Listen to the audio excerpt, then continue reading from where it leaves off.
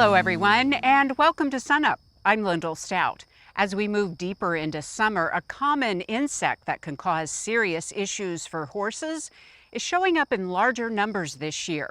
We're talking about blister beetles. Here's SUNUP's Curtis Hare and our Extension Alfalfa specialist, Kelly Seuhs. Well, it's in between cutting for the alfalfa producers. So Kelly, let's take a look back into the spring. How was the alfalfa crop looking going into summer? Early on, we had some really good moisture. Guys were cutting early. Some folks were cutting early, late April, early May. So had really good cuttings. Continued moisture was progressing pretty well through the second cutting in maybe late May, early June. This time of the year, if it's dryland alfalfa, probably not so much. Things are slacking off a little bit. We may have a late cutting later in the summer, early fall, but right now, if it's dry land with all this heat and dryness we're having right now, it's probably not too much going on as far as the hay cutting. Yeah, when it comes to the cutting, maybe not much going on, but probably when it comes to the pests, this is the time of year where a lot of producers are going out in their field and starting to notice more activity. Right. I've gotten several reports of striped blister beetle activity, mostly in the northeastern parts of the state so far, but in some other reports as well. This is the time of year that we normally see that activity. We have other species that are common in Oklahoma, but the one we have to really worry about and deal with is the striped blister beetle.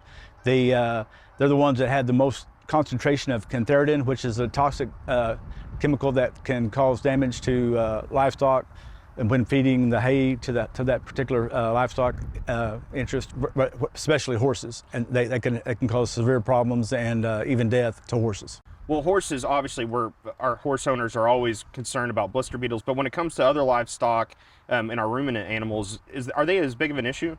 They can be affected, but not near as much. We don't see near as many problems with the ruminant animals, cows and goats and things like that, as we do horses. So out in the fields, what is a good way for producers to scout? Is it going to be pretty obvious with blister beetles? It is sometimes hard to, if you've got an alfalfa field, if you're cutting or if you're getting ready to cut, scouting and going out and looking for swarms. The striped blister beetles are notorious for swarming, and they're kind of gregarious, and they like to congregate together.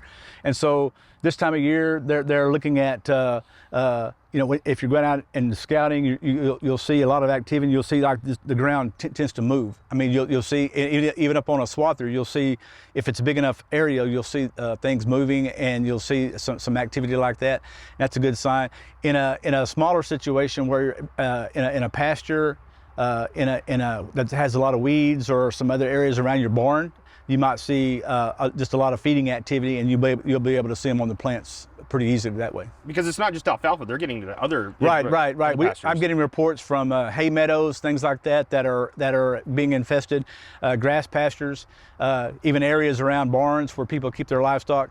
That's a problem as well. If they're attracted to the flowering structures of the weeds. And so if you can control the weeds in that area, you have a better chance of reducing the number of beetles in your area. So why this summer? Is it kind of a cyclical thing, or is it just right conditions? They thrive in hot, dry conditions, but we've also, in the last several years, and this year, as you've noticed, there's a lot of grasshoppers.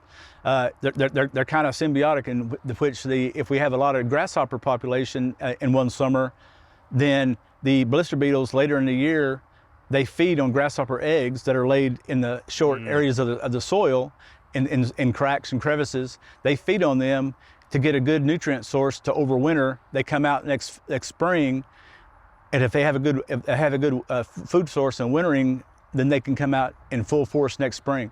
And we see that they come out in about late May to mid-June, and they pupate, turn into adults, and the cycle starts again for the foraging. So when it comes to management, you discussed a little bit about weed control, but is there also management that you could do maybe for grasshoppers to keep blister beetle populations down as well? Grasshoppers are a challenge, because going into that season, the later it gets in the season, the harder they are controlled, because they get bigger, they're more mobile, they get to move around quite a bit. So early in the season, as early in the season as possible, you start seeing them activity, then it's a good idea to maybe treat those early, and where they're less mobile and less able to move around and get out of your treatment zone.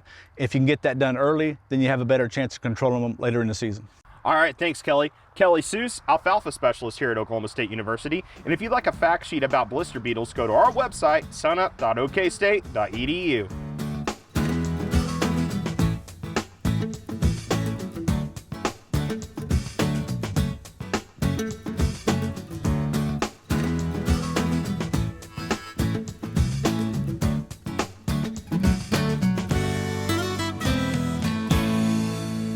Hello, Wes Lee here for this week's Mesonet weather report.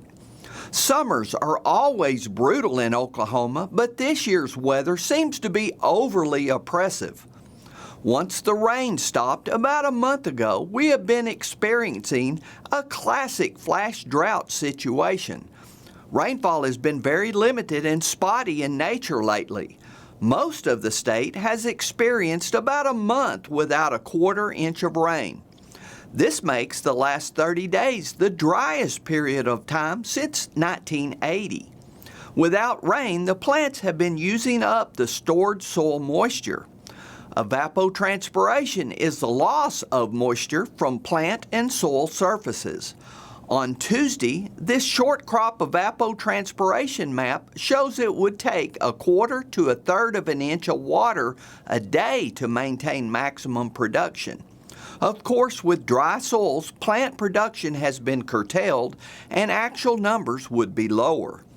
This 10-inch fractional water map from the same day shows 0.1 or 0.2 at most locations. With this product, 1 is as wet and 0 is as dry as the sensor can read at that depth. Just 30 days earlier, you can see the map was much different, with most of the state green and in great shape. Unfortunately, this dry pattern appears to be locked in for a while with no immediate relief in the forecast maps. Now here's Gary with the latest drought information. Thanks, Wes, and good morning, everyone. Well, to quote Howard Cosell from a boxing match back in the day, once again we find ourselves in a terrible situation. Let's get straight to that new drought monitor map, and I'll show you why I'm saying that. Well, pretty easy to see why. We now have the entire state filled with color. The eastern third of the state now almost completely in moderate drought, whereas they've been out of drought for quite a while. The rest of the state, at least in those abnormally dry conditions, that yellow, drought is on the rise once again across Oklahoma, a classic flash drought situation. It's pretty shocking, too, when you consider the amount of rainfall we had previous to this last 30-day period. Take a look. From that May 1st through June 10th period, 5, 6, 7, 8 inches, up as much as 15 inches across western Oklahoma, and even up to 20 inches across parts of eastern Oklahoma. So a ton of rainfall, drought on the run, and then you go to the last 30-day period, or even a little bit more than that, and you see the drastic difference in the rainfall totals. In fact, much of the state struggles to get even as much as a quarter inch over that time frame. So from feast to famine really quickly, classic flash drought once again. Let's look at that last 30-day period, June 13th through July 12th, and this could extend a little bit forward a little bit previous to that, but that period is the driest such period on record, dating back to at least 1921, so at least 100 years. You can see the percent of normal values, lots of zeros, lots of single digits on there. Really, the far western panhandle came out the best, above 100% of normal, so they did at least some good above normal rainfall amounts, helping their drought situation, but the rest of the state plunging back into drought. And since we are in the warm season when those rainfall amounts are higher, the deficits are much higher over that 30-day period. A little bit longer than 30 days, but still you can see those deficits from 2 to 3 to 4 inches, close to 5 inches across parts of eastern Oklahoma. So much of the state needing a good drink of rainfall. So we do need some good rains. Unfortunately, we're heading right into the bulk of summer, and as Wes showed you, lots of heat. Lots of bad soil moisture now, so I'm afraid we're in for a while. Watch for drought to continue to strengthen, but we will definitely keep an eye on it for you. That's it for this time. We'll see you next time on the Mesonet Weather Report.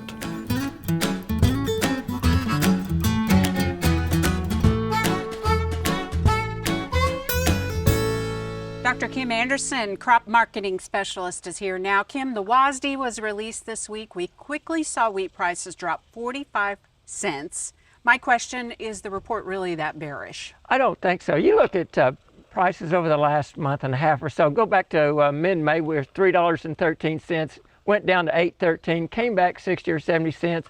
We'd dropped off. We just took a little bit off. But if you look at those WASDE numbers, I do not think they support that lower price.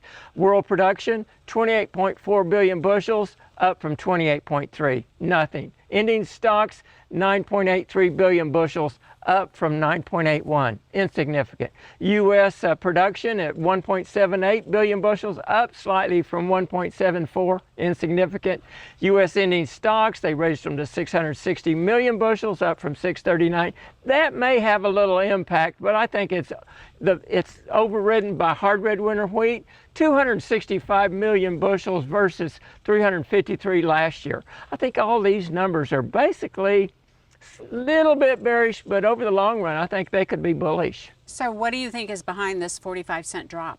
Well, I think it's the Russian-Ukraine situation. You look at Russian production, it was at 3 billion bushels. Some analysts have it at 3.1, a near record.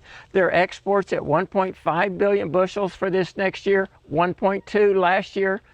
Ukraine, 716 million bushels versus an average of 1 billion. That was their production. You look at their exports, 367 million bushels versus 691. Russian export increase offsets that Ukraine. And 8 vessels, ships, moved into Ukrainian ports this week to load agriculture commodities. And I think that scared the market a little bit, and that drove prices down momentarily. Well, how high do you think the market can support wheat prices? I think the market, the USDA was predicting $10.50 for the next marketing year. I think that's a little high. I think the market can support $9 to $10 wheat prices. And what is your reasoning behind that $9 to $10 price? Look at the stocks to use. That's how much is used during the year divided by the ending stocks divided by the use. You go back to 2012 and 13. The world ending stocks were 6% below normal, and the U.S. was 7% below normal, and prices averaged $7.77.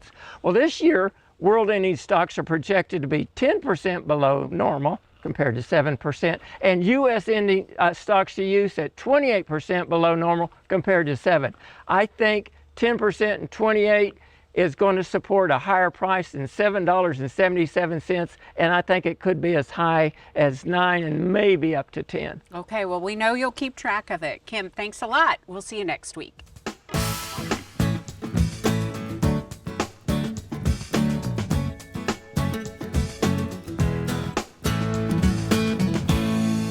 Good morning, Oklahoma.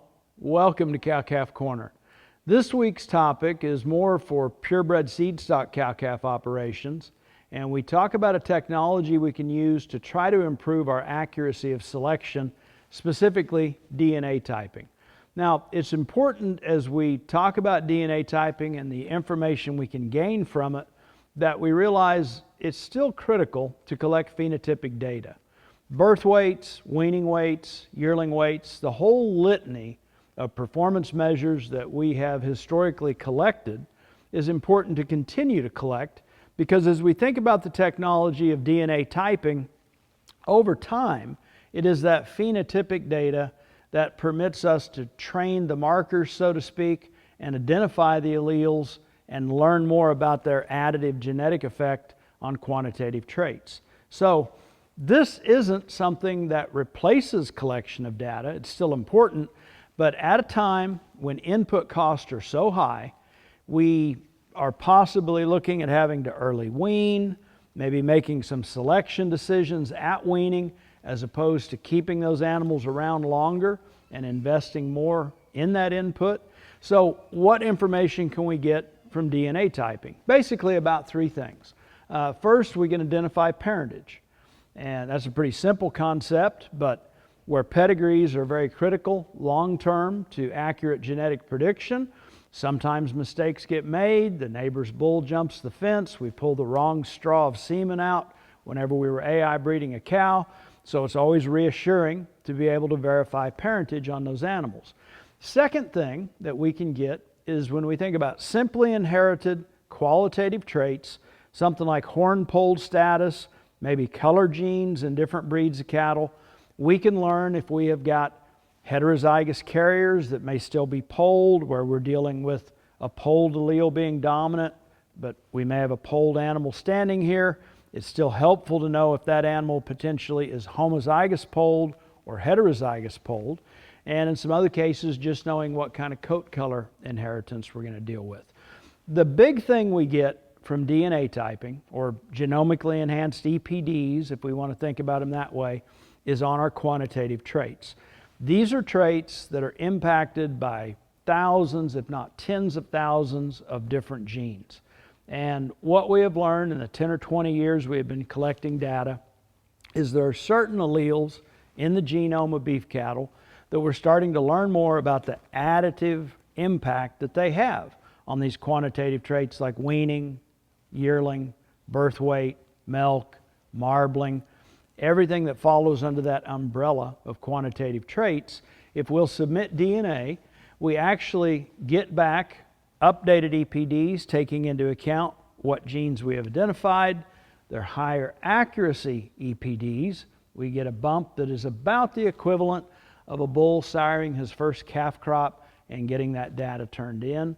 So if we're in situations where making early selection decisions are helpful, DNA typing is going to give us additional accuracy. It's going to update the EPDs on animals even before some of those records on animals early in life have been collected, like a weaning or yearling weight, or some of that stuff that's going to occur later on.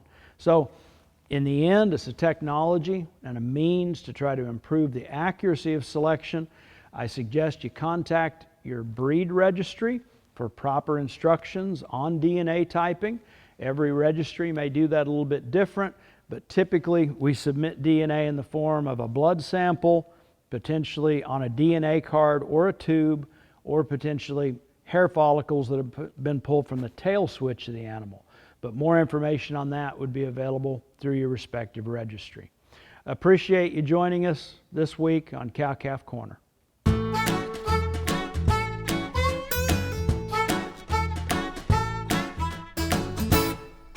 When it comes to supplements, the Oklahoma Gold program is a popular choice for producers. But how does it work with fall-born replacement heifers? Here's OSU Extension beef cattle specialist Dave Lalman with some guidance.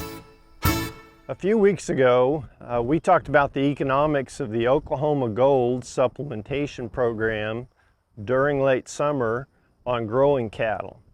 Recently, I had an email from a producer in Osage County that asked the question, well, how might that supplementation program benefit my replacement heifers?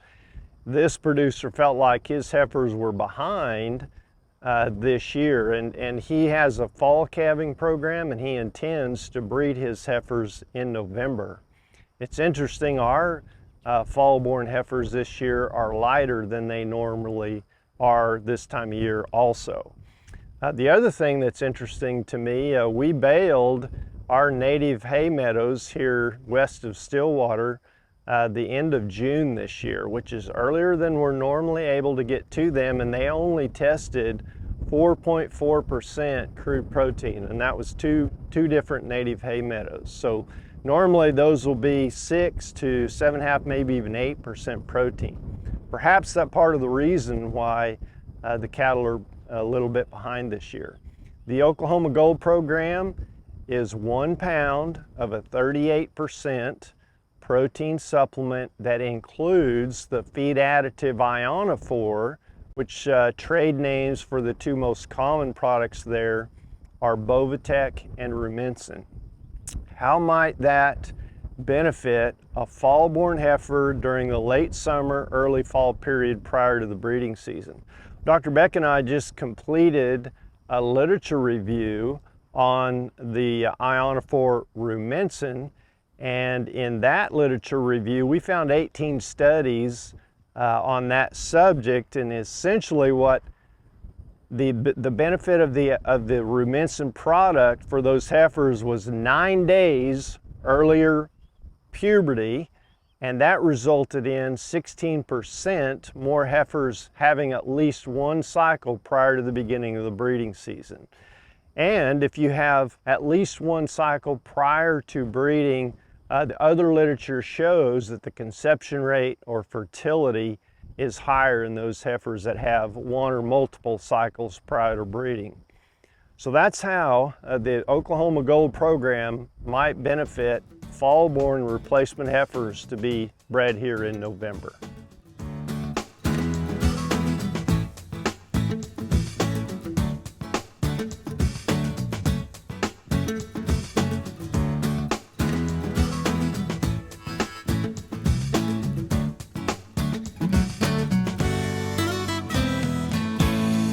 Most Oklahoma ponds are green thanks to microscopic algae distributed throughout the water column. Algae is a normal occurrence in ponds unless it becomes too thick. When you have a very thick algal bloom, we are in danger of our most common fish kill scenario, and that is an algal die-off.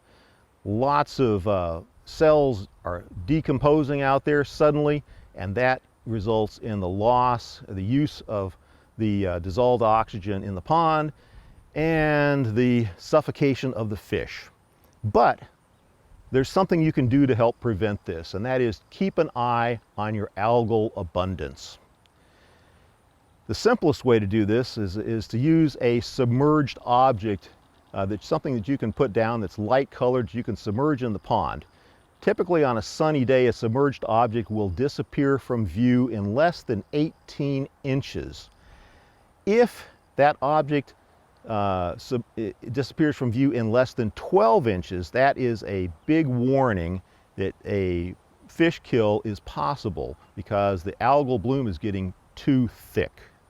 If you see this happening, work with your county extension office immediately to come up with some steps that you can take to try to correct or avoid the fish kill situation. Do not worry too much about algae. In fact, it is essential to have a healthy population of algae in your pond to produce oxygen for the fish. But whenever it gets too thick, don't delay. Pick up the phone and talk to your county extension office.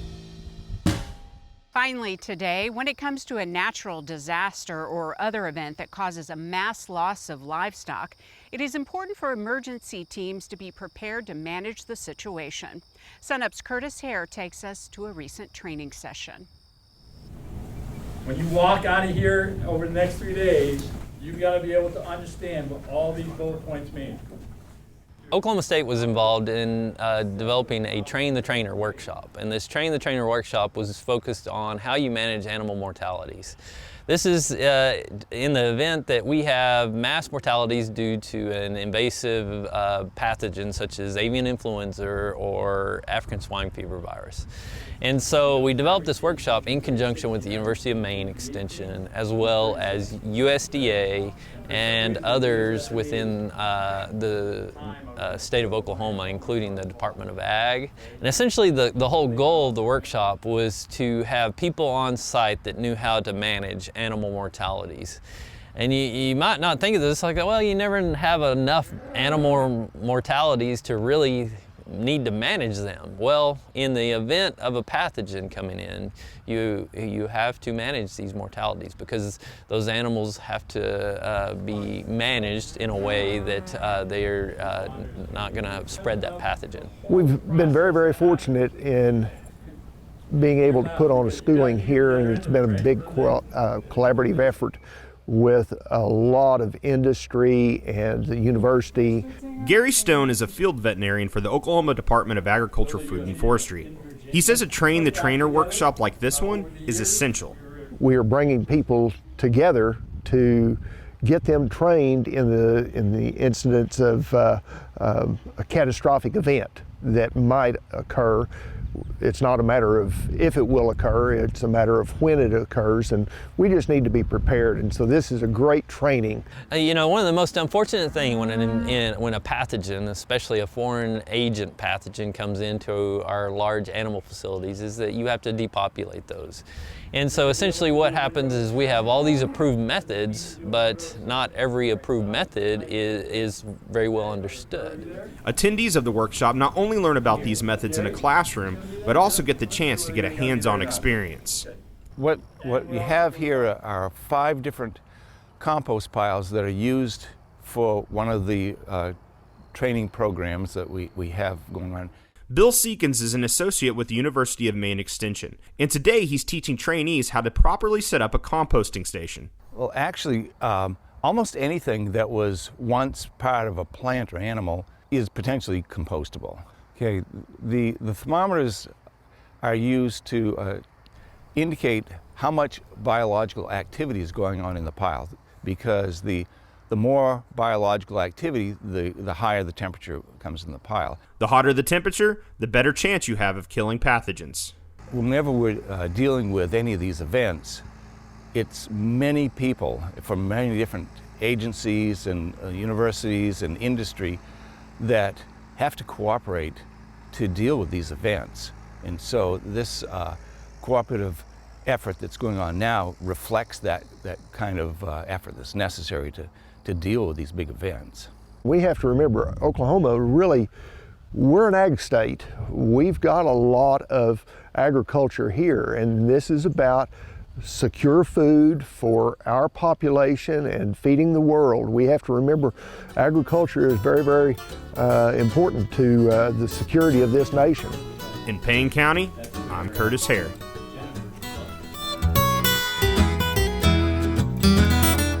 That'll do it for us this week. Remember, you can see us anytime on our website, sunup.okstate.edu, and also follow us on YouTube and social media. I'm Lyndall Stout. Have a great week, everyone, and remember, Oklahoma agriculture starts at sunup.